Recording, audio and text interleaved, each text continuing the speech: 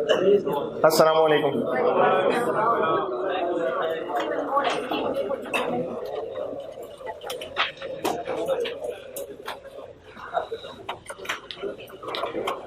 दरूद शरीफ पढ़ें।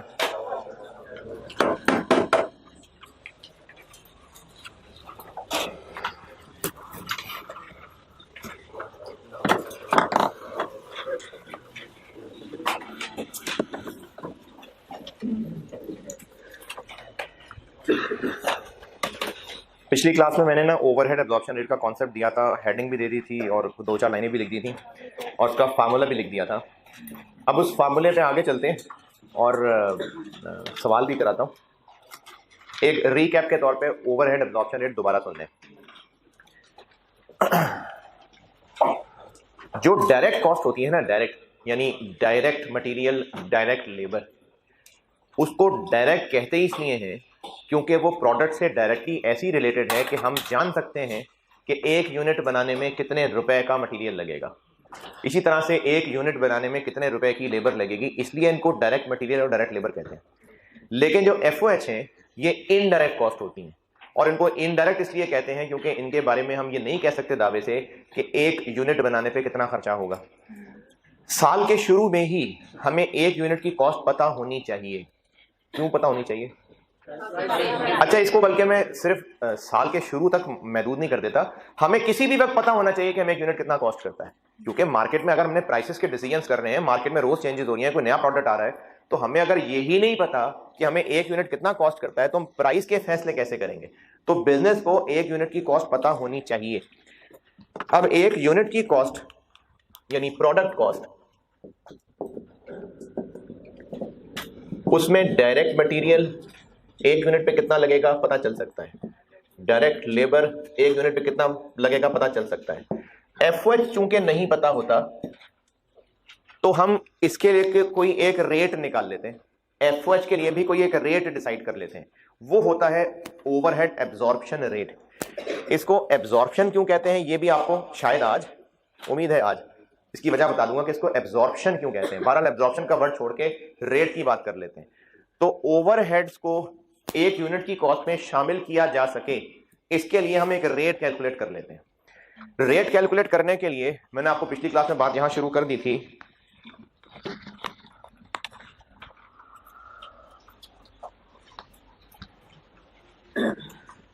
यार आप खड़े हो ही गए तो जरा बात सुनना। बेटा आपसे कह रहा हूं, आप जो भी क्लास के अंदर आए हो वापस जाओ जरा। इधर ना ऑफिस में कोई भी होगा उसको कहना कि सर कह रहे हैं कि इसकी बैटरी चेंज करनी, बल्कि आ जाओ, रहने दो, आ जाओ। अली जाना बेटा जरा।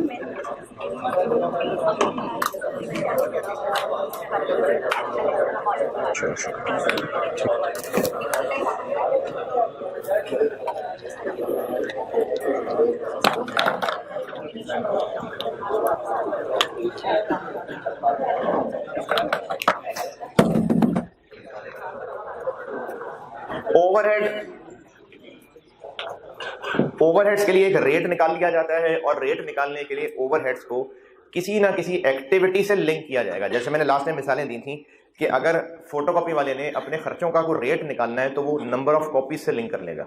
अगर गाड़ी वालों ने कोई रेट निकालना है खर्चों का तो वो अपने सारे खर्चों को किलोमीटर से लिंक कर लेंगे। तो इस तरह से ना हर डिपार्टमेंट, हर एसेट, इनके लिए कोई ना कोई रेट हो सकता है। अब वो रेट कैलकुलेट करना हम सीख लेते हैं। और ये जो मैंने सारी बात बताई है, रेट कैलकुलेट करना और ओवरहेड एब्जॉर्प्शन क्या है, ये मैंने शुरू में कॉन्सेप्ट बताया है, लेकिन अभी भी बहुत सारे लोगों को इसकी कोई खास समझ नहीं आई होगी। कोई बात नहीं, कैलकुलेशंस पे चलना शुरू करें। एक बार कैलकुलेशंस होती जाएंगी ना तो फिर ये कॉन्सेप्ट्स और बेहतर होते जाएंगे। कैलकुलेशन पे आते हैं। मैंने आपको एक रेट का फार्मूला लिख दिया था। टोटल बजटेड खर्चे थे और इसको हमने कोई ना कोई जो बेस डिसाइड की थी कि किससे लिंक करना है, उसके बजटेड यूनिट से।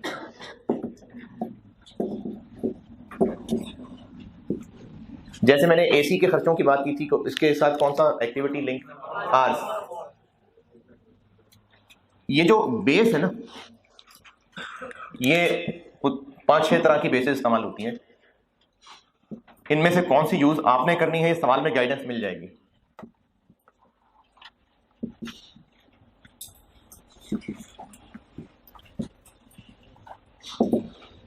एक जो सबसे ज्यादा मशहूर है वो होती है डायरेक्ट लेबर आवर्स।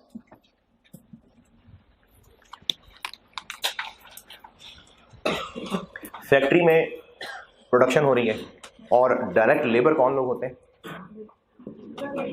प्रोडक्शन के वर्कर्स हैं जो डायरेक्टली प्रोडक्शन में इन्वॉल्व हैं।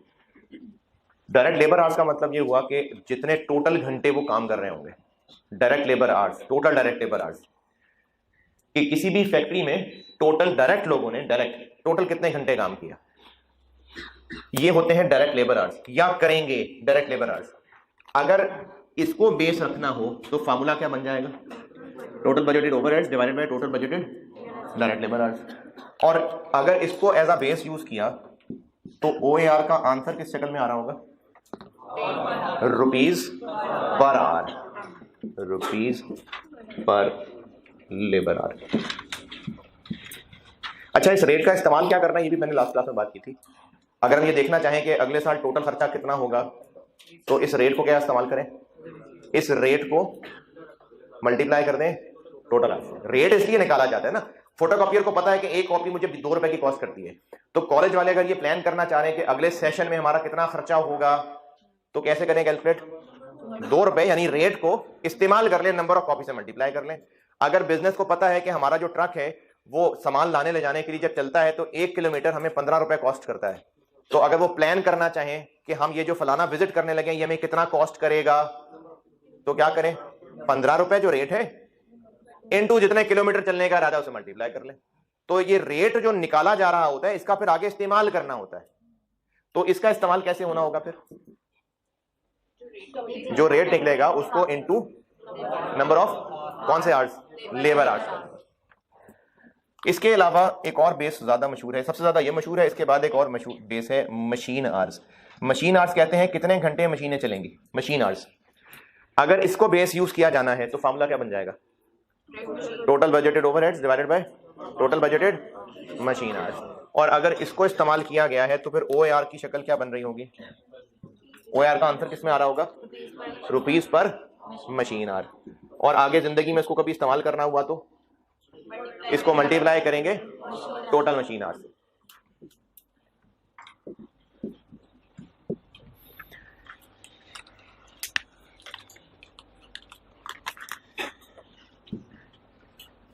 एक और मशहूर बेस है यूनिट्स प्रोड्यूस्ड, यानी जितने यूनिट्स हम प्रोड्यूस कर रहे होते हैं, प्रोडक्शन, जितने यूनिट्स की प्रोडक्शन होनी है, इसका आंसर क्या बन रहा होगा? अच्छा, फार्मूला क्या बन रहा होगा? Total budgeted FOH divided by total budgeted units produced. और इसका आंसर किस शक्ल में निकलेगा? Rupees per unit. शाबाश। और इसको आइंदा कभी अप्लाई करना हुआ तो इस रेट को मल्टीप्लाई कर देंगे यूनिट प्रोडक्ट, ठीक है, शाबाश।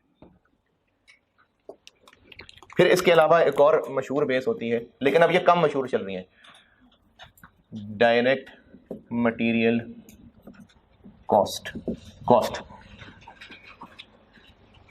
फार्मूला क्या बन जाएगा? Total budgeted FOH divided by total budgeted direct material cost. अब जरा गौर करें और बताएं कि इसका आंसर जो आएगा वो किस शक्ल में होगा।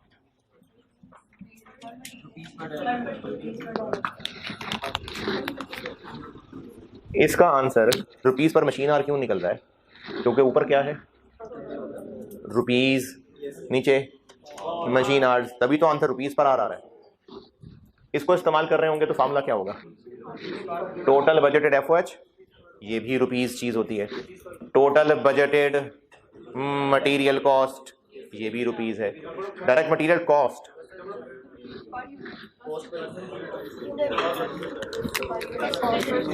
टोटल बजटेड ओवरहेड्स है 1 lakh, total budgeted material cost है 2 lakh. OAR total budgeted overheads divided by total budgeted material cost. तो मैंने पूछा है इसका आंसर किस तरह, किस शक्ल में निकलेगा?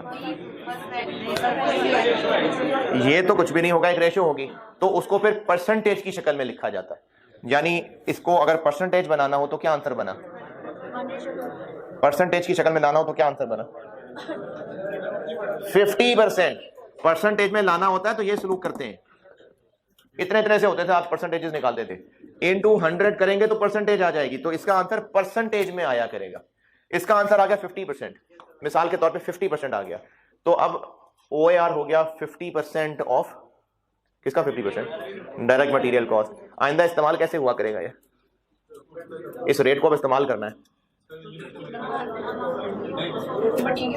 हम ये किया करेंगे कि अब इसका आंसर आ गया 50% ऑफ डायरेक्ट मटेरियल। अब प्लानिंग कैसे होगी? प्लानिंग कैसे होगी कि अगर 2021 में हमारी डायरेक्ट मटेरियल कॉस्ट 2 मिलियन रुपए हुई तो एफओएच कितना होगा? इसका 50% यानी 1 मिलियन होगा। तो ये जो OAR अगर ये बेस है तो उसका आंसर किस शक्ल में निकल रहा होगा?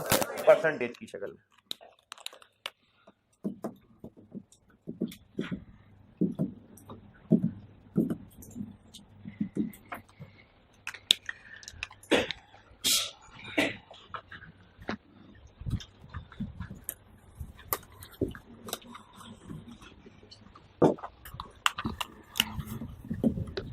एक और मशहूर बेस होती है डायरेक्ट लेबर कॉस्ट। फार्मूला क्या होगा? Total budgeted FOH divided by total budgeted direct labour cost. और इसकी आंसर की शक्ल क्या बनेगी? सेम इसी तरह।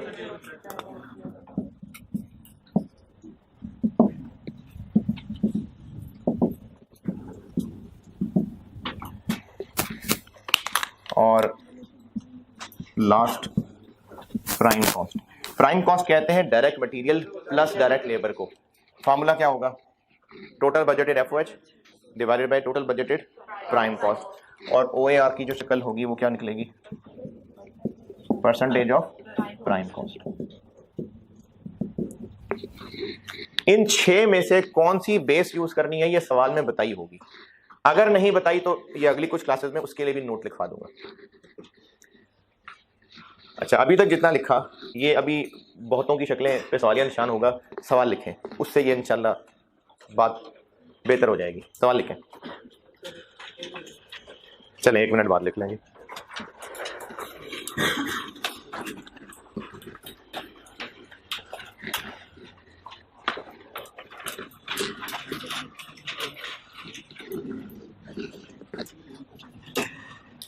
कर लें, नोट कर लें पूरा, फिर लिखते हैं सवाल।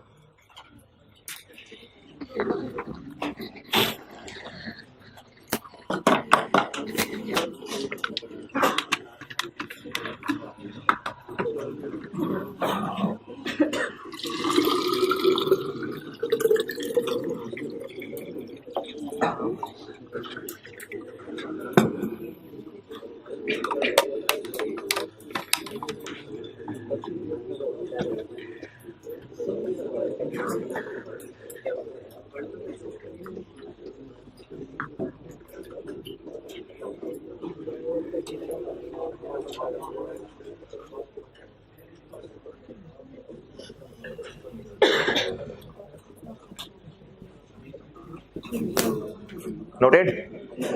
चलें सवाल लिखें। Total budgeted FOH, total budgeted FOH for 2022, total budgeted FOH for 2022 450,000 rupees, 4.5 lakh रुपए।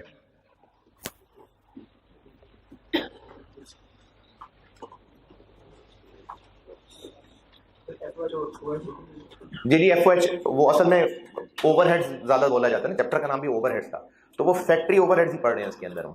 वैसे ओवरहेड्स तो ज्यादा ब्रॉडर टर्म है, ओवरहेड्स होते हैं जो वैसे एक्स्ट्रा खर्चे हैं, वो एडमिनिस्ट्रेशन डिपार्टमेंट के भी ओवरहेड्स हो सकते हैं, सेलिंग डिपार्टमेंट के भी ओवरहेड्स हो सकते हैं, लेकिन हम इस चैप्टर में ना फैक्ट्री ओवरहेड्स पढ़ रहे हैं, तो इसलिए मैं कभी एफओएच कह रहा हूँ, कभी ओएच कह रहा हूँ। अच्छा, इसके बाद लिखिए टोटल बजटेड प्रोडक्शन। अच्छा, बार बार क्या 2022 बताऊंगा, ये सारा डाटा 2022 का है, ये सारा डाटा 2022 का है। टोटल बजटेड प्रोडक्शन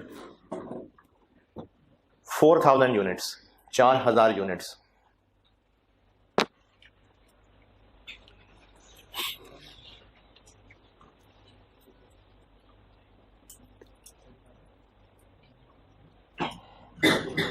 और बजटेड का वर्ड भी क्या बार बार बोलूं, ये सारा कुछ 2022 का बजट ही है।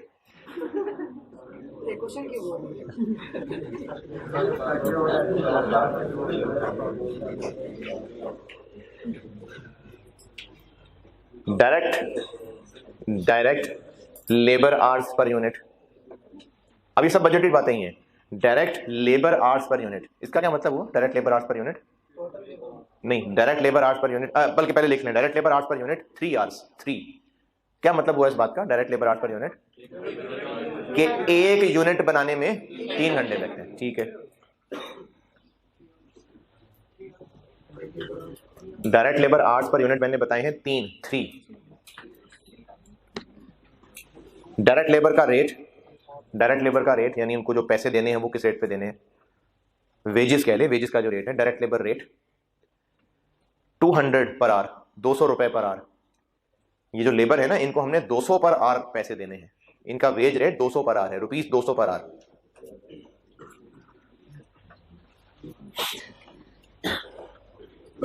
उसके बाद लिखें direct material cost, direct material cost rupees 40 पर केजी। मटेरियल का 1 किलो 40 रुपए का होगा, रुपीस 40 पर केजी।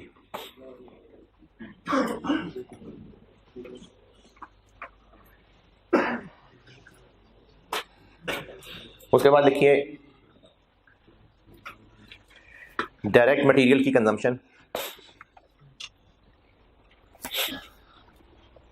डायरेक्ट मटेरियल की कंजम्पशन यानी इस्तेमाल कितना होगा जी, समझ नहीं आई? जी डायरेक्ट बता रहा हूं।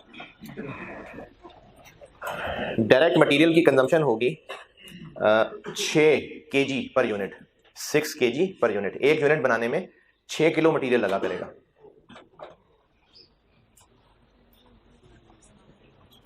नेक्स्ट लिखें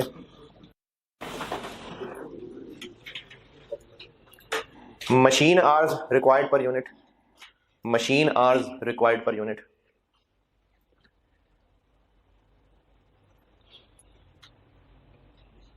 दो machine hours required per unit, 2।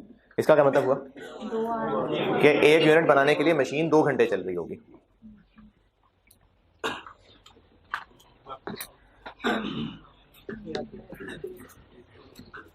चलें, बस आपसे रिक्वायर्ड है, डाटा सारा आपके सामने मौजूद है। अब आपने देखना इनमें से, इस डाटा में से ये चीजें कैसे निकालनी है।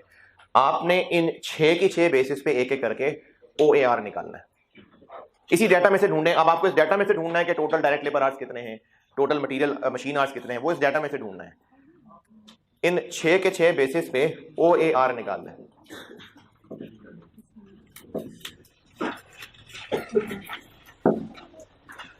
मैं करूं या आप करें? हाँ तो ठीक है, आप करें।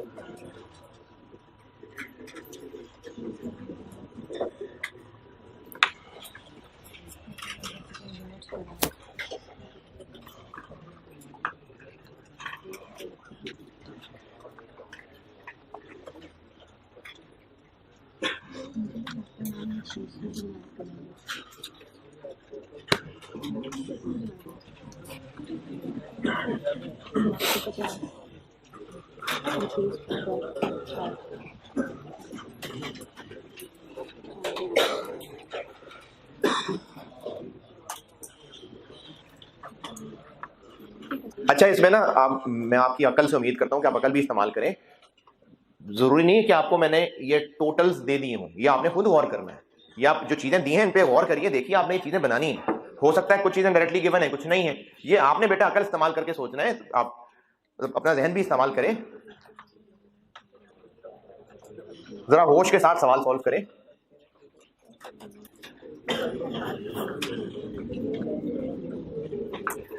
सिर्फ अकल होश इस्तेमाल करने को कह रहा हूं। मैंने पीएचडी लेवल का सवाल नहीं लिख दिया, बेसिक सा सवाल है, बस आप अकल होश इस्तेमाल करें, सिर्फ ये कह रहा हूं।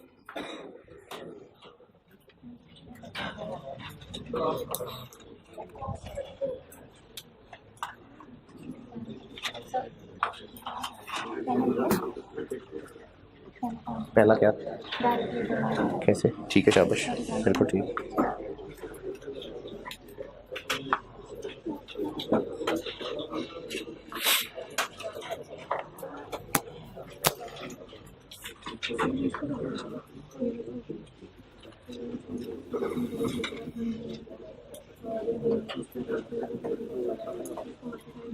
सॉल्व करने को कहता हूं तो सारे लोग सॉल्व किया करें। अगली अटेम्प्ट के लिए रजिस्टर ना बचा के रखें, करें इसको इस्तेमाल।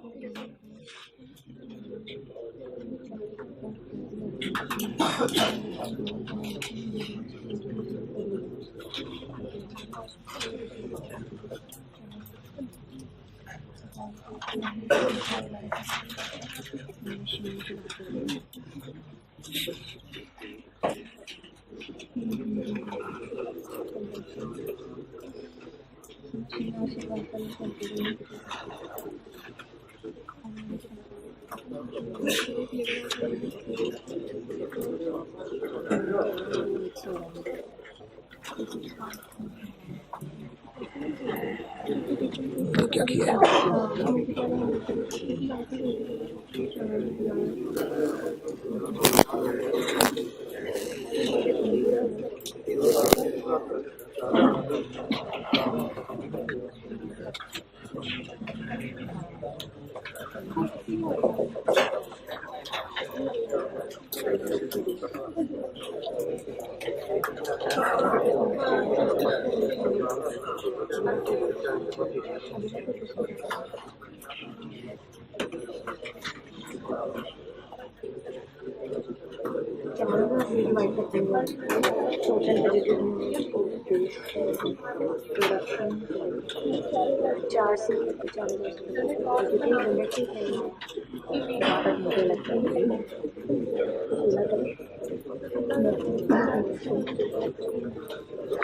क्या टोटल प्रोडक्शन कितनी है ये बताइए ना। हाँ तो आप कौन से फार्मूले के लिए पूछ रही हैं? हाँ 4,000 से। हाँ 2 को 4,000 से।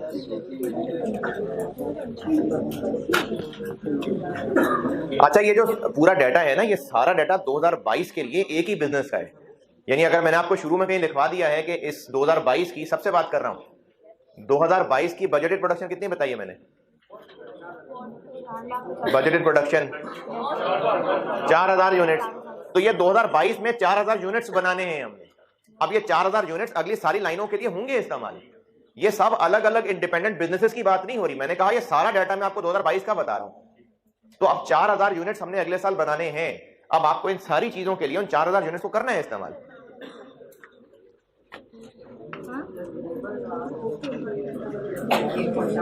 पता नहीं, देखते हैं, जुबानी बनाया अभी, देख लेते हैं।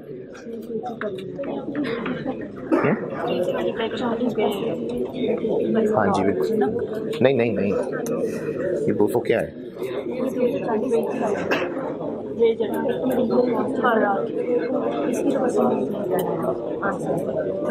अच्छा, ये क्या आ जाएगा आंसर? 200 को 3 से मल्टीप्लाई करोगे तो क्या आंसर होगा? टोटल आ जाएगी, टोटल पूरे साल की 4000।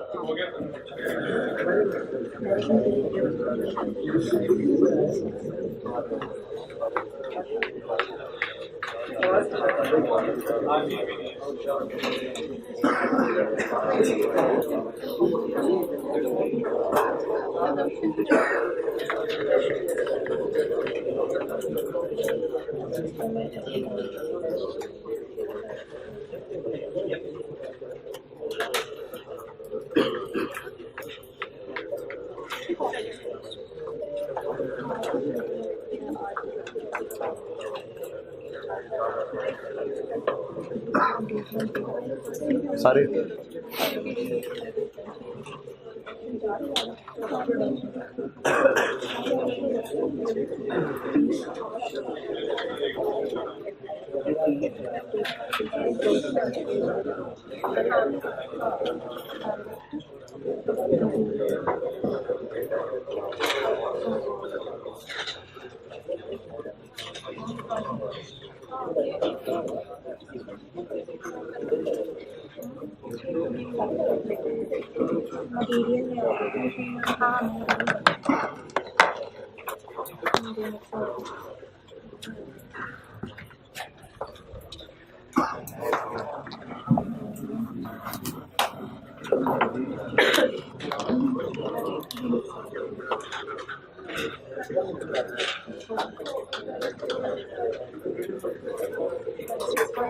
चले इधर देखें, अगर लेबर आवर्स को यूज करना है तो फार्मूला क्या बन रहा है?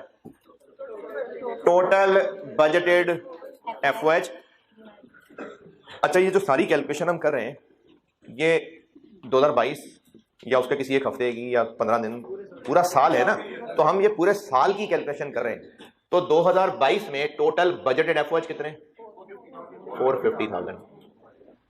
डिवाइड किससे करना है? अगर हम इसको बेस यूज कर रहे हैं तो डिवाइड किससे करना है? लेबर आर पर यूनिट से। लेबर आर पर यूनिट से कि एक यूनिट बनाएंगे तो कितने घंटे लगेंगे।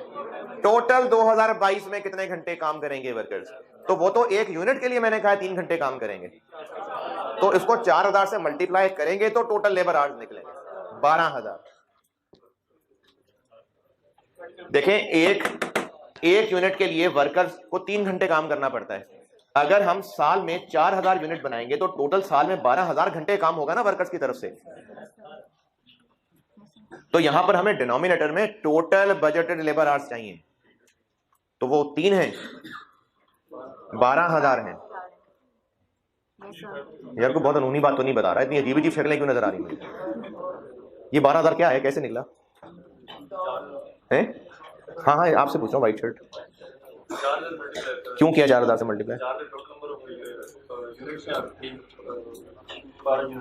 ठीक है, तो ये 12000 कैसे आ गया, क्यों किया मल्टीप्लाई?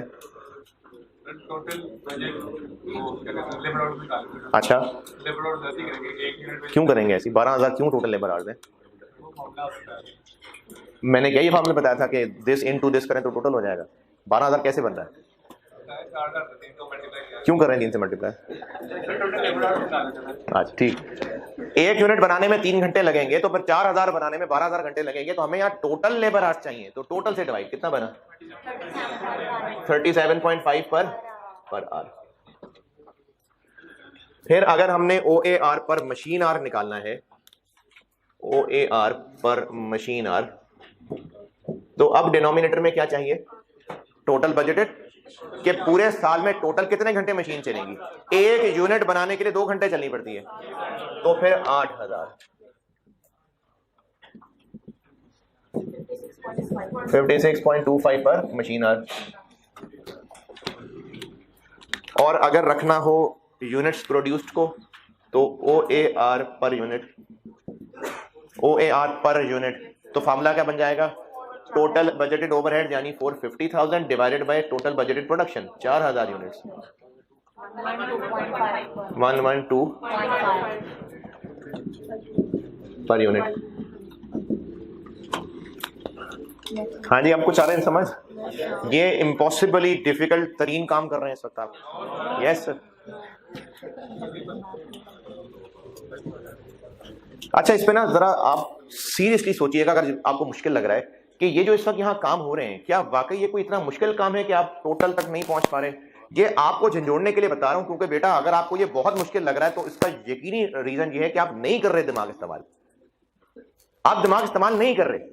एक यूनिट देखें, आपने बचपन में मैथमेटिक्स पढ़ा है, ये 7वीं 8वीं क्लास भी मैंने बहुत ऊंची क्लास बता दी है। अगर एक यूनिट 3 घंटे बनाने में, 3 घंटे इस्तेमाल हो रहे एक यूनिट बनाने में, तो 4000 यूनिट बनाने में टोटल कितने घंटे इस्तेमाल करेंगे।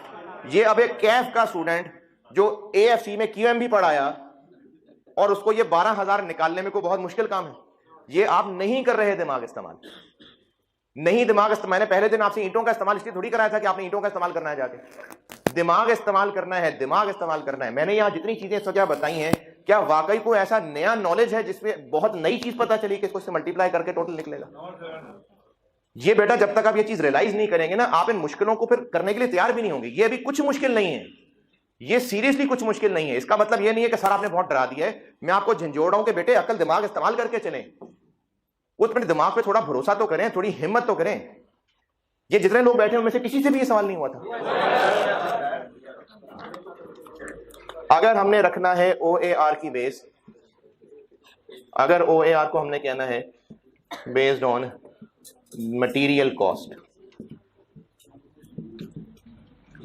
जी, total FOH, total material cost,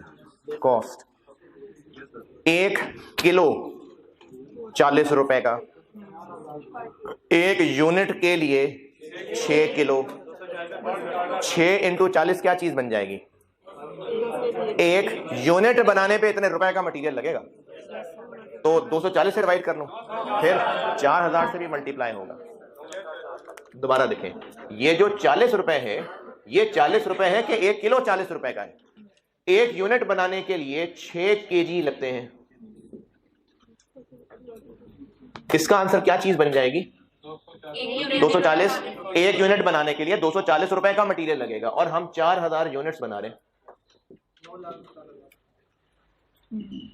वैसे तो आप अगर बार बार इस चीज को रिवाइज करते जाएंगे ना तो आपका फायदा होगा। ये देखें, तो रुपीज में आंसर आ गया।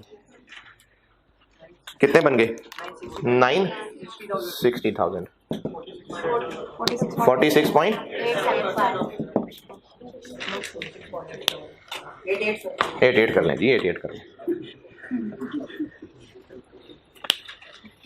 46.88। और अगर हम रख लें डायरेक्ट लेबर कॉस्ट,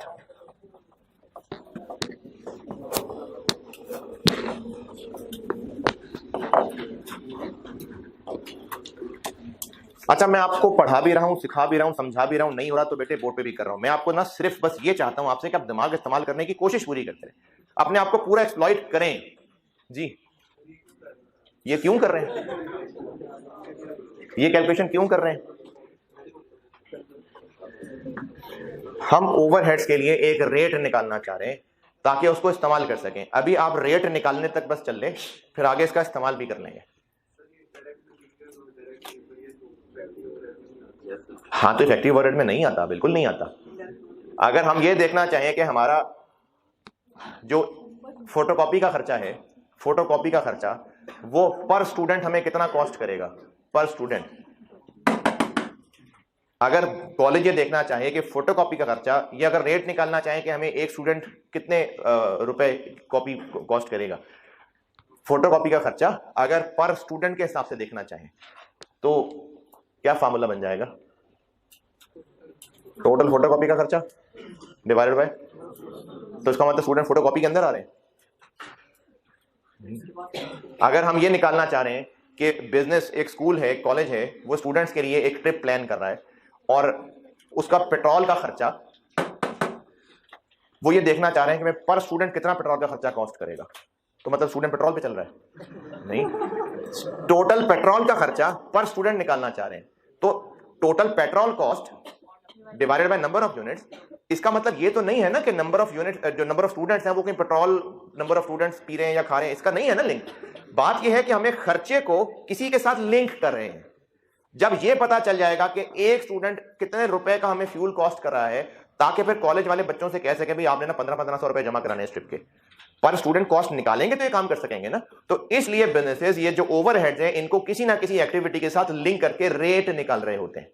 अब जैसे इस वक्त ये जो रेट्स निकल आए, इनकी इंटरप्रिटेशन ये है, ये पहला वाला क्या था, लेबर आवर 3.75 रुपीज नहीं 37 point rupees per labour our की इंटरप्रिटेशन ये है कि अब हमें ये पता चल गया, प्लानिंग हो गई कि अब इस साल में जब भी कभी लेबर काम करेगी तो जितने घंटे लेबर काम कर रहे होंगे 37.5 रुपीज पर आवर हमारे ओवरहेड्स भी आ रहे होंगे, क्योंकि लेबर काम करेगी तो उसके साथ सपोर्ट के लिए बिजली वगैरह इस्तेमाल होगी, उसके सपोर्ट वर्कर होंगे तो ये खर्चे आएंगे ना।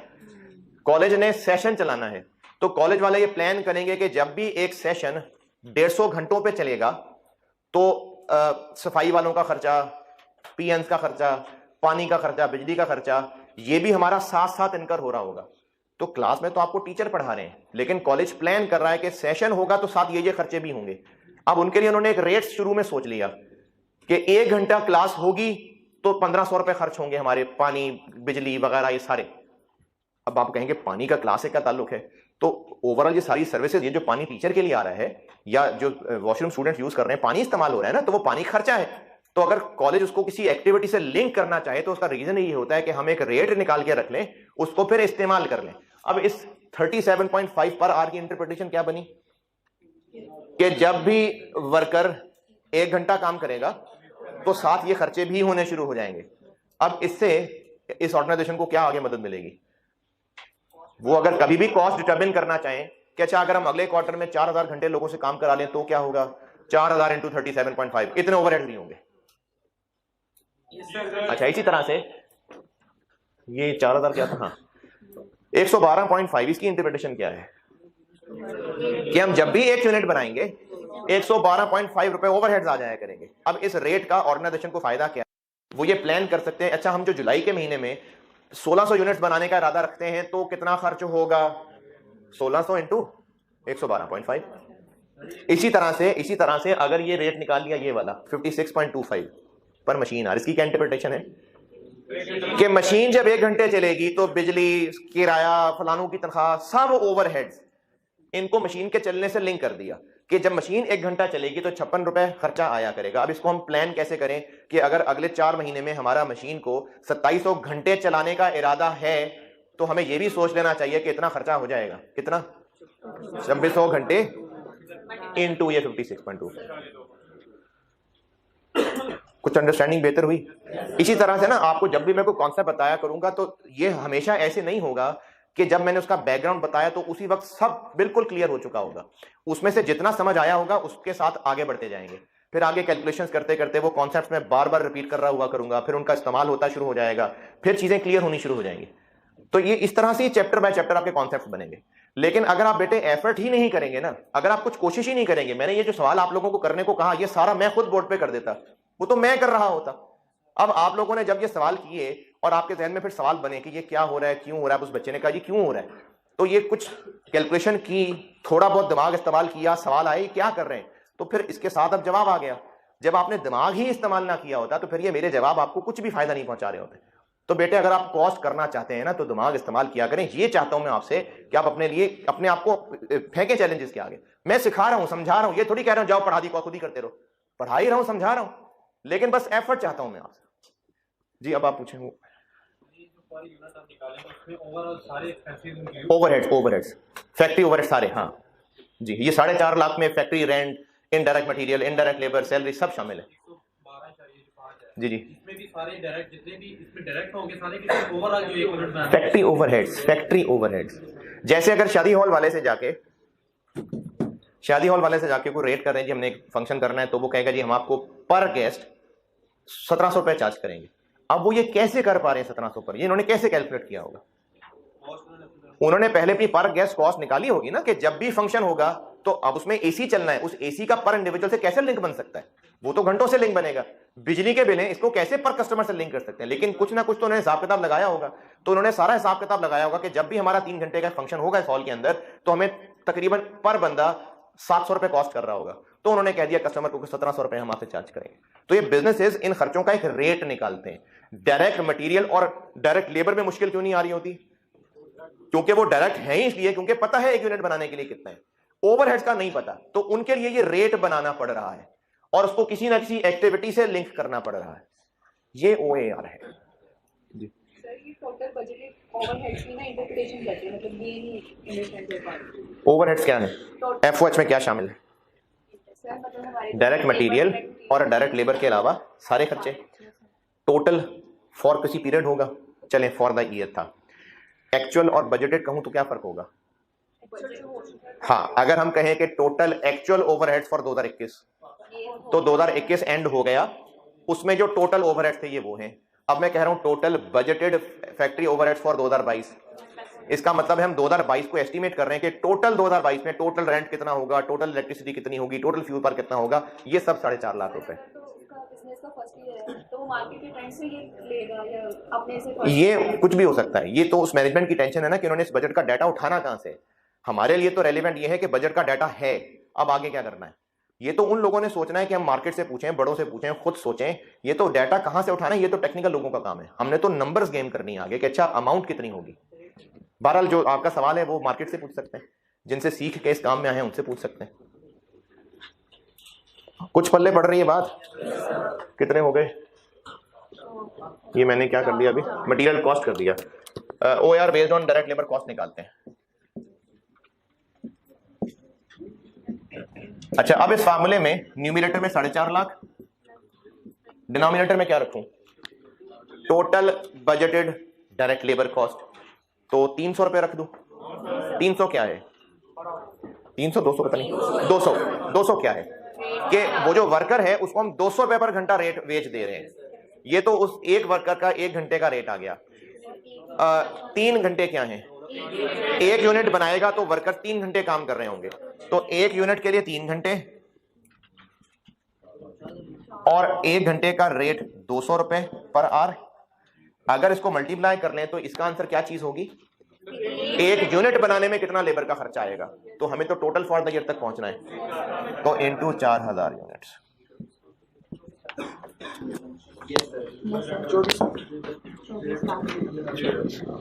जी 18 पॉइंट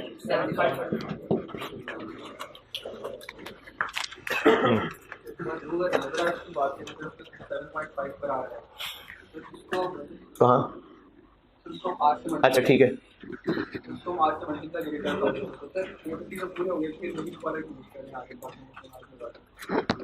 एक बिजनेस ये सारे काम नहीं कर रहा होगा।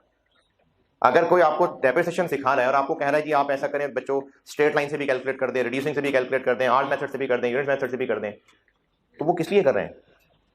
वो तो स्टूडेंट प्रैक्टिस के लिए कर रहे हैं। एक ही कंपनी थोड़ी शुगर लगा रही होगी कि स्ट्रेट लाइन से भी कैलकुलेट कर रहे हैं, रिड्यूसिंग से भी। ये तो मैं आपकी प्रैक्टिस के लिए सारे फार्मूले लगा रहा हूं। असल में बिजनेस तो इनमें से कोई एक ही बेस यूज कर रहा होगा।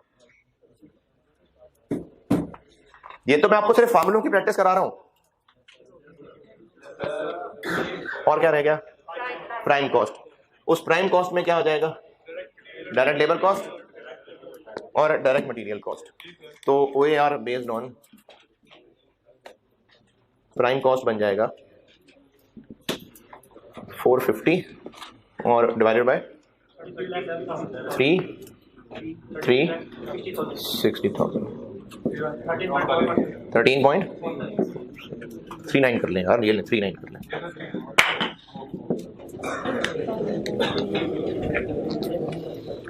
हाँ जी, OAR की कैलकुलेशन ओके। जी, प्राइम कॉस्ट होती है direct material cost plus direct labour cost, इसको प्राइम कॉस्ट कहते हैं। जी, प्राइम कॉस्ट कैसे निकलेगी? हाँ, तो अभी इस सवाल में डायरेक्ट मटेरियल कॉस्ट कितनी निकाल ली हमने? 24 लाख, नहीं 9,60,000। डायरेक्ट लेबर कॉस्ट 24 लाख निकाल ली, दोनों को ऐड कर लें। जी,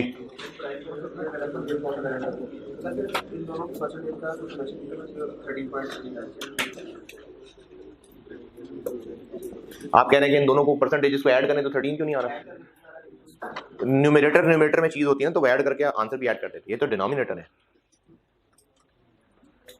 दो फार्मूले में डिनोमिनेटर अलग अलग हो तो उन डिनोमिनेटर्स को ऐड करके डिवाइड कर दें तो वो दोनों आंसर का प्लस नहीं आ जाएगा।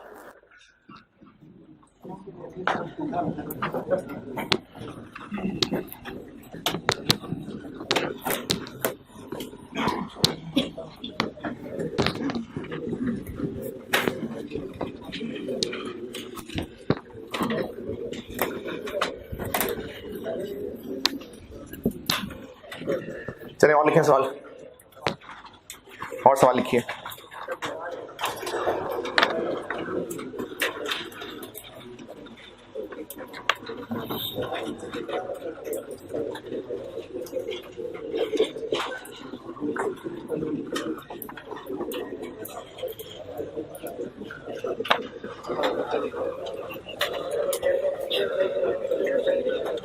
बजटेड इंफॉर्मेशन सवाल लिखिए।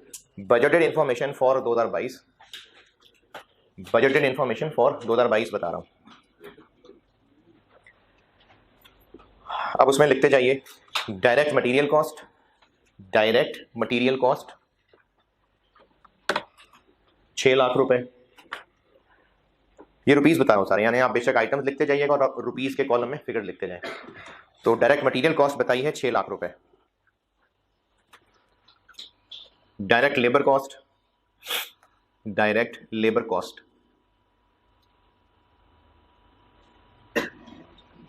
5 लाख रुपए। अच्छा, इस 5 लाख रुपए ये जो बात लिखी है, तो डायरेक्ट लेबर कॉस्ट के साथ ब्रैकेट में लिखिए ₹200 पर आवर, ₹200 पर आवर। यानी ये ना उन वर्कर्स का रेट बता दिया मैंने, जिन वर्कर्स की टोटल कॉस्ट मैंने 5 लाख बताई है ना, तो ये उनका मैंने रेट बता दिया कि इनकी दिहाड़ी का रेट क्या है, ₹200 पर आवर है जो उनको वेजेस देंगे। चलिए आगे नेक्स्ट खर्चा लिखें। Factory rent, factory rent 60,000।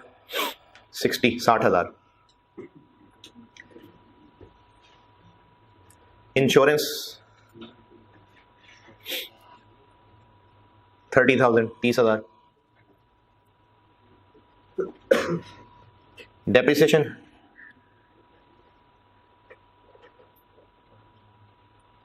140,000, 140, 1,40,000।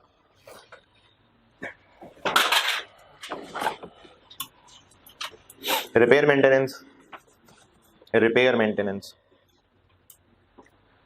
25,000, 25,000।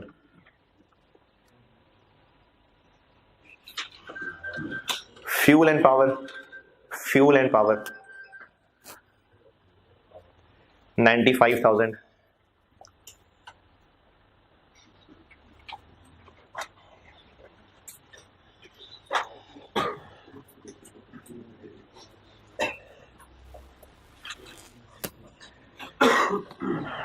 चलें, बस ये खर्चे हैं और रिक्वायरमेंट है आपसे दो। एक OAR बता दें, OAR based on direct material cost, OAR based on direct material cost, एक ये बता दें, और एक बता दें OAR पर डायरेक्ट लेबर आवर, OAR पर डायरेक्ट लेबर, यानी एक आप डायरेक्ट लेबर आवर्स की बेस पे बता दें OAR, और एक डायरेक्ट मटेरियल कॉस्ट की बेस पे बता दें। है जी, क्या total budget?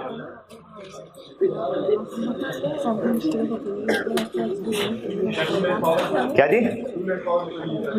Fuel and power 95,000, 95,000। क्या जी? जी जी, अरे ये सारे खर्चे फैक्ट्री के हैं, हम लोग यहाँ फैक्ट्री पढ़ रहे हैं, फैक्ट्री के मशीनों के हैं fuel power. Direct material cost की बेस पे निकालना है आपने और डायरेक्ट लेबर आवर्स की बेस पे।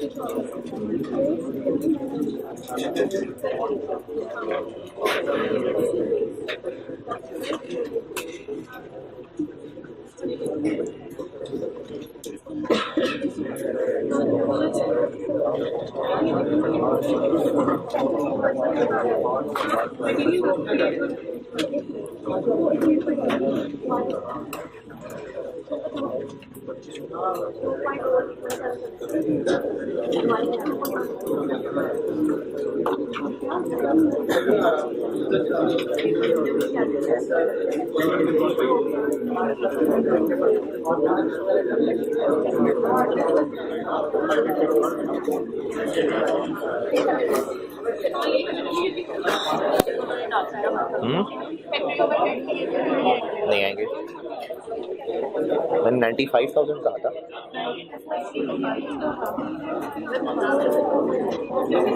और बाकी खर्चे भी शायद गलत लिखे हैं, मुझे लगता है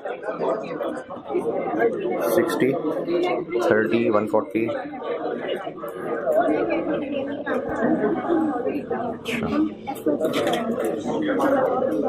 ठीक।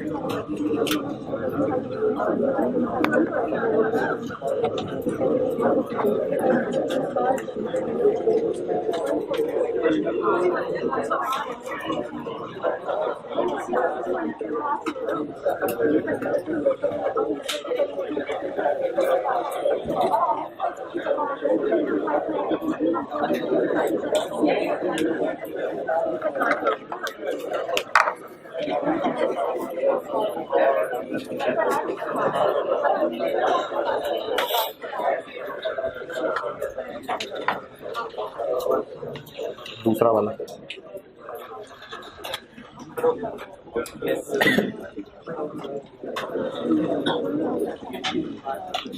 एक मैंने कहा था OAR based on direct material cost. Total overheads कितने हैं? 350,000 ना किसी को समझ आया हो? शर्म आनी चाहिए ऐसे अगर नहीं आया तो। डायरेक्ट मटेरियल, डायरेक्ट लेबर ये FOH नहीं होते, उनके अलावा बाकियों को ऐड कर लें तो 350,000 बनता है। Budgeted direct material cost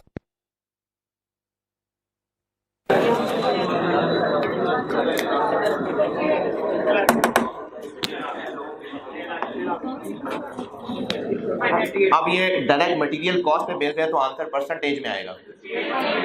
point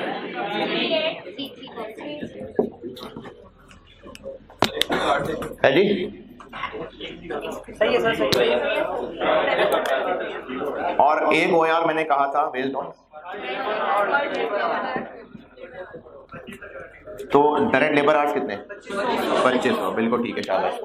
मैंने आपको डायरेक्ट लेबर कॉस्ट बताई थी 5 लाख रुपए और ब्रैकेट में कहा था कि ये 200 पर आर है। अगर एक आर का रेट 200 है तो टोटल 5 लाख रुपए की वेजेस के लिए कितने घंटे लगे होंगे? इसको डिवाइड ही करेंगे, 140 पर आर।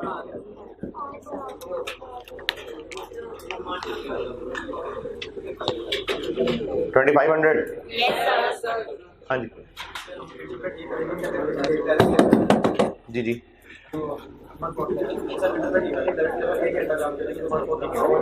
बिल्कुल, क्योंकि लेबर के काम करने में उसकी सपोर्ट इन्वॉल्व हो गया ना, जैसे टीचर पढ़ा रहा है। अब ये वैसे तो मैन्युफैक्चरिंग बिजनेस नहीं है, लेकिन समझाने के लिए बता रहा हूं कि डायरेक्ट लेबर। तो अब डायरेक्ट लेबर के काम के दौरान ओवरहेड भी तो लग ही रहे हैं ना, तो 1 घंटा डायरेक्ट लेबर के काम करने से इतने ओवरहेड्स लगेंगे। ये हमने साल के शुरू में एक रेट प्लान कर लिया। हाँ जी, ओवरहेड्स, फैक्ट्री ओवरहेड्स 140।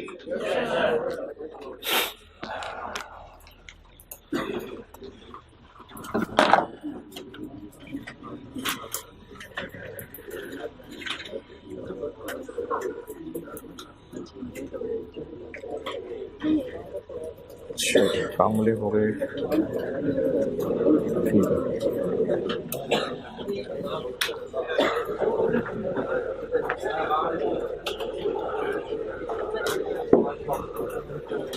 अली, कल के लिए ना वो एक सवाल भेजा है, वो कल चाहिए कॉपी।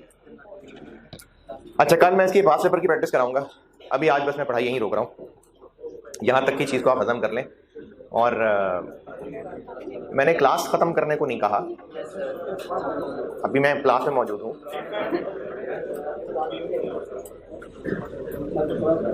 वो जो ब्लू जैकेट वो पहना, ब्लू शर्ट, ये दाढ़ी वाला वो, हाँ, क्या बता रहा हूँ मैं अभी, क्या बात कर रहा था मैं? हैं? क्या कहा है मैंने?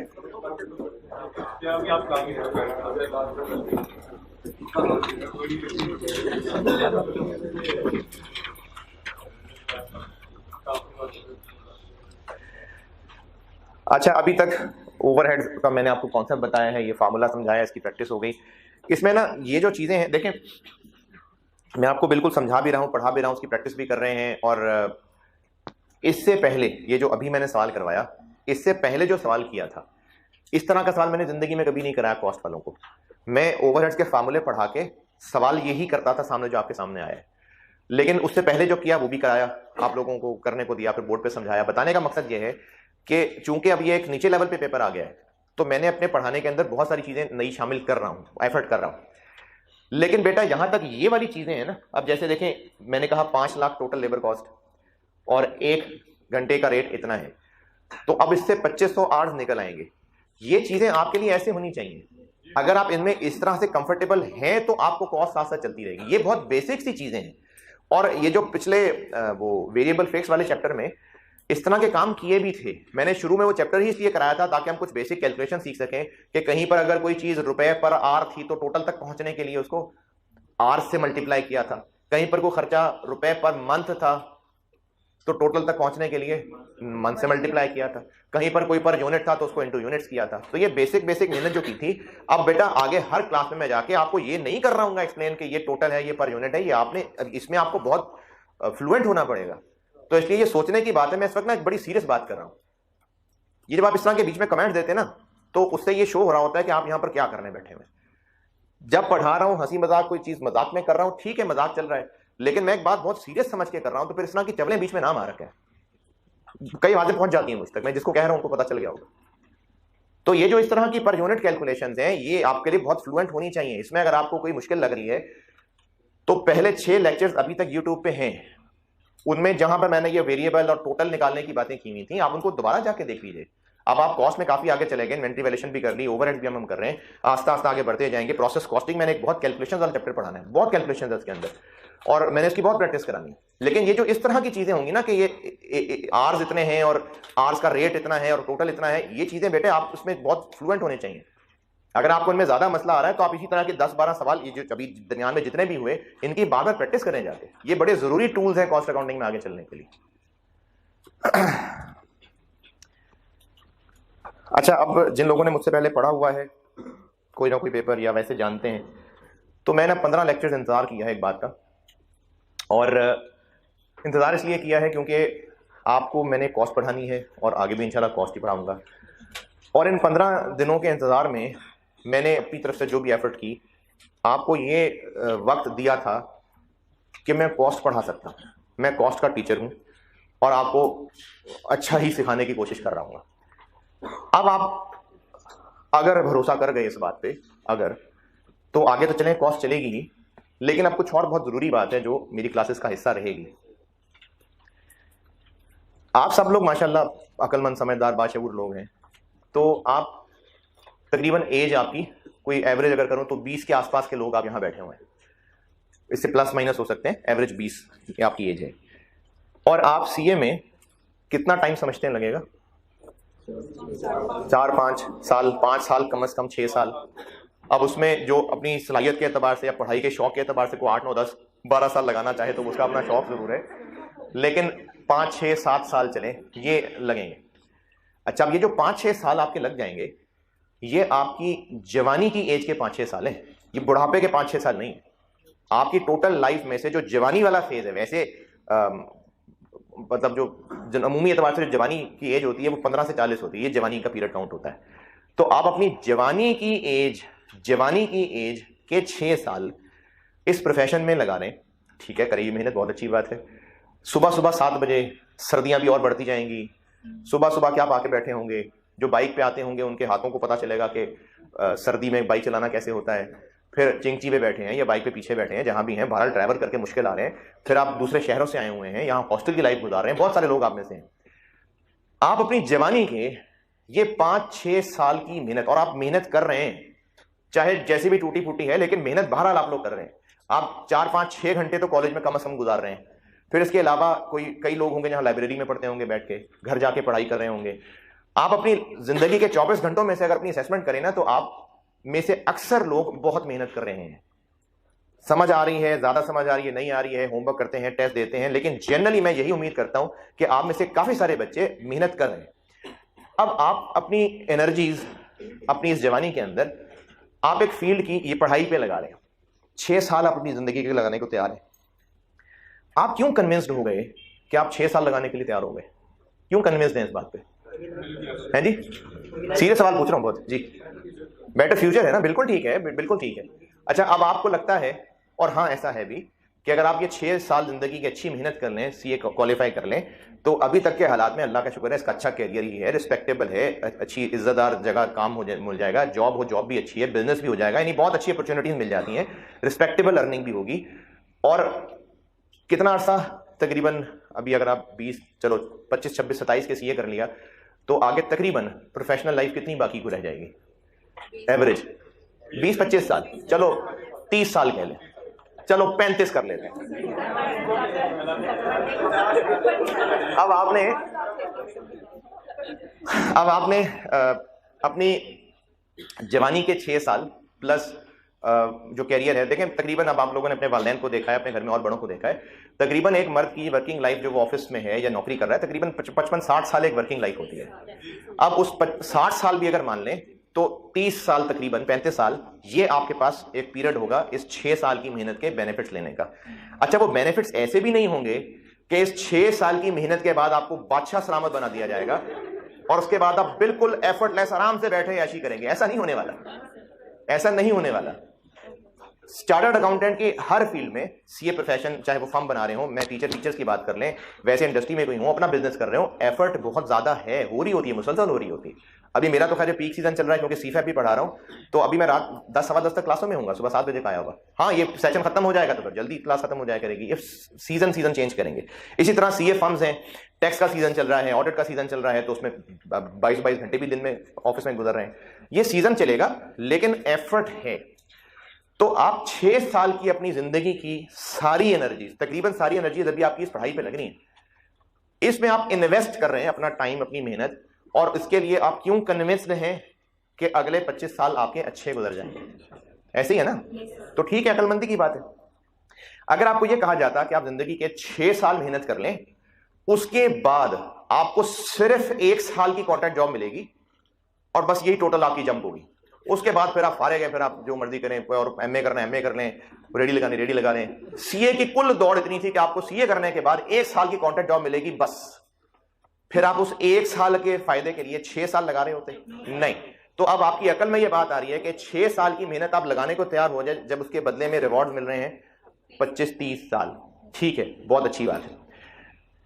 आपको क्या गारंटी है कि आप उन 25-30 साल मौजूद रहेंगे? किसी के पास गारंटी है? मैं बहुत सीरियस बात कर रहा हूं, बहुत सीरियस बात कर रहा हूं। गारंटी है किसी के पास? नहीं। बात ये मैं आपको मायूसी के लिए बात नहीं बता रहा, मैं आपको एक फैक्ट बता रहा हूं। मेरे क्लास में बैठे हुए मेरे ही अपने स्टूडेंट्स की बात कर रहा हूं, वैसे तो बहुत होंगे, मैं अपने सामने के अपने स्टूडेंट्स की बात कर रहा हूं, जिनमें से मुझे 8-9 लोग याद हैं, इंक्लूडिंग एक मेरी भतीजी जिसको मैंने खुद जनाजा पढ़ाया है। वो 8-9 लोग अब इस दुनिया में नहीं है। एक लास्ट ईयर ही एक स्टूडेंट था, बहुत अच्छा काबिल बच्चा था, और अब देखें, आप कैफ पास करने के बाद अच्छी फर्म्स को फॉलो करने का सोच रहे होंगे। अब एक स्टूडेंट है जिसका कैफ पास हो चुका हुआ है, उसकी एक टॉप क्लास फर्म में इंडक्शन हो चुकी हुई है, जिसमें उसकी ज्वाइनिंग है, और उससे कुछ दिन पहले वो फौत हो गया है।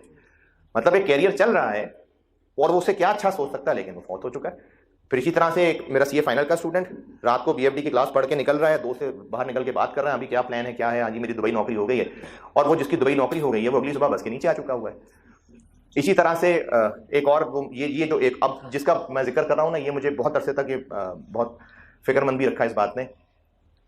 मैं उन दिनों 4 महीने के लिए चल रहा था, तो एक स्टूडेंट का मुझे मैसेज आया, ये फरवरी 2020 की बात कर रहा हूँ। उसने मुझे कहा कि मेरी तबीयत खराब हो गई थी, मेरी पढ़ाई, और ये फरवरी की बात है, मतलब मार्च अटेम्प्ट फरवरी। बहुत काबिल बच्चा था कि मेरी तबीयत खराब थी, मेरे कुछ दिन ज़ाया हो गए और FR2 कॉस्ट पड़ रहा था मुझसे, तो अब मेरे दिन ज़ाया हैं, लेकिन आप मुझे प्लान कर दें, जैसे आप कहेंगे मैं करने को तैयार हूँ, जिस तरह से आप गाइड करेंगे मैं वो करूँगा, मैं सब एफर्ट करने को तैयार हूँ। अब मैं उसको जवाब भी दे रहा हूँ कि हाँ ठीक है, अभी भी टाइम है, तुम ऐसे कर लो, उसको रिवाइज कर लो, रिवाइज कर लो। और मेरा आखिरी जुमला जो मुझे बहुत अरसे तक तंग भी करता रहा, मैं उसको मैसेज में लिख रहा हूँ, you still have enough time, you still have enough time. और उसके 2-3 दिन के बाद वो लड़का फौत हो चुका था। आपको बताने का बेटा मकसद ये है कि हम चूंकि अकलमंद, अभी भी साबित हुए कि आप लोग अकलमंद हैं, कि आप 6 साल का पीरियड गुजार रहे हैं फुल एफर्ट, फुल डेडिकेशन के साथ, किस लिए? कि अगले 25 साल अच्छे गुजर जाएं। और ये वो 25 साल हैं जो किसी के पास गारंटी नहीं है कि होंगे। और चलो फर्ज कर लेते हैं कि हाँ एवरेज एज रहेंगे 25-30 साल, आपके पास क्या गारंटी है कि इन अगले 25-30 साल के अंदर जो इकोनॉमी के, दुनिया के हालात होंगे, एक सी अच्छा कैरियर रहेगा? क्या गारंटी है इस बात की? नहीं है गारंटी। फिर आपके पास ये गारंटी भी नहीं है कि आपको इन 25-30 साल के अंदर कोई ऐसी बीमारी नहीं लग जाएगी कि आप वो अपना प्रोफेशन कंटिन्यू कर सकते, कोई गारंटी नहीं है, नहीं है गारंटी। अब आप अकलमंद पे, अब अपनी अकल पे गौर करिए कि हम अपनी जवानी का, और ये मैंने भी जवानी के 6 साल गिनाए हैं, वरना उससे जो पिछले 20 साल आप गुजार के आए हैं, आपके वालिदैन की सारी एफर्ट, आपकी पिटाई भी किस बात पे हो रही है? पढ़ाई कर लो। अच्छा, वो पढ़ाई भी किस लिए कह रहे हैं करने को? कि आगे अच्छा कैरियर बन जाएगा। तो अब मैं उस 6 साल की बजाय आपकी पूरी 26 साल की जिंदगी गिन लेता हूं। उसमें हम पूरी 26 साल पैदाइश से लेकर भरपूर जवानी उस चीज को हासिल करने के लिए फुल एफर्ट लगा रहे हैं, फुल एफर्ट, जो गारंटी है ही नहीं कि मिलनी है। आप लोग ICAP के एग्जाम्स की तैयारी करते हैं और ICAP के एग्जाम्स होने हैं, आपको यकीन है कि एग्जाम होने हैं, इसलिए तैयारी कर रहे हैं ना। अगर आई कैप कहे कि जी देखेंगे एग्जाम लेने हुए तो ले लेंगे, नहीं तो रहने देंगे, तो फिर आपका पढ़ाई तैयारी का जो एफर्ट लेवल होगा वो कम डाउन हो जाएगा ना, पता नहीं एग्जाम्स होने नहीं होने। लेकिन चूंकि वो कह चुके हैं कि एग्जाम होने हैं, अब आपको यकीन है कि एग्जाम होने हैं, तो आप पढ़ाई कर रहे हैं। कभी अभी आप जो पढ़ाई कर रहे हैं किन एग्जाम्स के लिए कर रहे हैं? मार्च 22 है ना। क्या वाकई आपके पास गारंटी है कि मार्च 22 में एग्जाम्स हो भी जाएंगे? गारंटी है नहीं। क्या कभी किसी लेवल पे कोई एग्जाम्स कैंसिल नहीं हुए? अभी पिछले 1-2 साल के अंदर हुए। AFC की 2 अटेम्प्ट कैंसिल हुई हैं, CA फाइनल की 1 अटेम्प्ट कैंसिल हुई। तो गारंटी नहीं है ना, लेकिन एक यकीन के साथ एफर्ट करे जा रहे हैं। तो जिस मसले का यकीन आपको, जो कि परफेक्ट यकीन नहीं है, एफर्ट के हाँ होने हैं एग्जाम्स, अपने 24 घंटे की जिंदगी लगा के देख लें, बल्कि 26 साल की जिंदगी लगा के देख लें, 20 साल की चलें, कि उसकी सारी जो फोकस है वो आपके वो एग्जाम्स हैं, जो कि पता नहीं कंफर्म होने भी हैं कि नहीं। लेकिन सिर्फ एक ऐसी चीज है जो कंफर्म होनी है, इसमें कोई शक है ही नहीं, कोई एक्सेप्शन नहीं है, और वो है मौत। कंफर्म मरना है, कंफर्म। और हमारा ईमान ये है कि दोबारा जिंदा भी होना है, और ये भी ईमान है कि दोबारा जिंदा होने के बाद फिर नहीं मरना है, फिर हमेशा की जिंदगी। और ये जो दुनिया में जिंदगी गुजार के जाएंगे ना, इसी की बेस पे ही आगे रिजल्ट आना है। या तो इसके बदले हमेशा की जन्नत है, हमेशा, इतना सा लफ्ज है हमेशा, लेकिन खत्म नहीं होना इसने कभी, कोई बोरियत भी नहीं आनी है इसमें कभी। या फिर हमेशा की दोज़ख है, हमेशा की दोज़ख। हाँ, बीच में कुछ एक्सेप्शन केसेस हैं जो दोज़ख में एक वक्त गुजार के जन्नत में चले जाएंगे, लेकिन एक वक्त गुजार के चूल्हे में उंगली लगा के देख लें, तो हम अगर उस तीसरे वाले केस को छोड़ दें तो या हमेशा की जन्नत है या हमेशा की दोज़ख है। और ऐसी बस ट्रेलर के तौर पे आपको बहुत छोटा सा आज़ाब बता रहा हूं दोज़ख का, कि पानी दिया जाएगा पीने के लिए, जब वो पानी पिएगा वो, क्योंकि प्यास इतनी होगी, अब वो जो पीने के लिए प्याला ऐसे पकड़ेगा तो उसका मुंह पिघल के उस प्याले के अंदर गिर जाएगा उसकी हीट की वजह से, फिर मुंह मिलेगा, फिर पिएगा, फिर मुंह अंदर गिरेगा। जूते मिलेंगे, और वो जूते जो पहनेगा अब वो हैं पाँव में, लेकिन खोपड़ी उबल रही होगी इसकी वजह से। ये मैं आपको बहुत छोटे से बता रहा हूँ। इसी तरह से जन्नत में भी बहुत सारे मजे हैं, मतलब उसमें ऐसे मजे हैं कि इंसान खा रहा है, खाता है, चला जा रहा है। आप यहाँ पर कोई मजे की चीज खा लें जो आपको बहुत पसंद है, कितने को खा लेंगे, और उसके बाद एक लेवल ऐसा आएगा कि आपको कोई कहेगा ना खा लो, आप कहेंगे नहीं मैंने नहीं खाना। यहां पर जितने भी खुशी मजे हैं उनको एक वक्त के बाद बस हो जानी है, जन्नत में नहीं होनी है, वो हमेशा रहने। तो आप 6 साल की जिंदगी लगाने को तैयार हो गए उस 25 साल के फायदे के लिए, जो गारंटी भी नहीं कि मिलना है। लेकिन 60 साल की जिंदगी, अच्छा पता नहीं 60 है कि नहीं, मैंने आपको 3 मिसालें गिना दी हैं जो 20-22 साल में जा चुके हैं, पता नहीं जितनी भी जिंदगी है, लेकिन इस जिंदगी के बदले हमेशा की या तो जन्नत होनी है या हमेशा की दौलत होनी है। अब ये बात करने का मकसद सिर्फ एक फिक्र इस वक्त आपके अंदर जगाना था कि क्या हम उस जिंदगी की तैयारी कर रहे हैं, क्या हम फोकस कुछ कर भी रहे हैं कि नहीं कर रहे हैं। क्या ऐसा तो नहीं कि हमारी सारी तैयारी हो ही इस बात की रही है कि अटेम्प्ट मार्च की आ रही है, क्या करना है। ये बड़ी सोचने वाली बात है, और ये और फिक्र वाली बात है कि हमारे वालिदैन हमें मार पीट के इस बात के लिए तैयार कर रहे हैं कि तुमने आगे 25 साल नौकरी करनी है। क्या उन्होंने इसलिए भी थोड़ी बहुत ट्रेनिंग की है कि आगे क्या करना है, या नहीं की? तो क्योंकि इन बेचारों को अपनी जिंदगी के बारे में भी कोई फिक्र नहीं थी।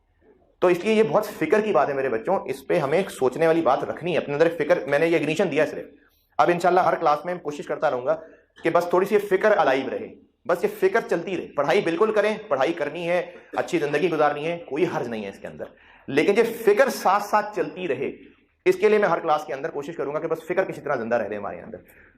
तो बस ये एक इंट्रोडक्शन के तौर पे बात थी, इंशाल्लाह फिर अगली क्लासेस से कुछ ना कुछ फिक्र वाली बात चलती रहेगी। अल्लाह हाफिज़।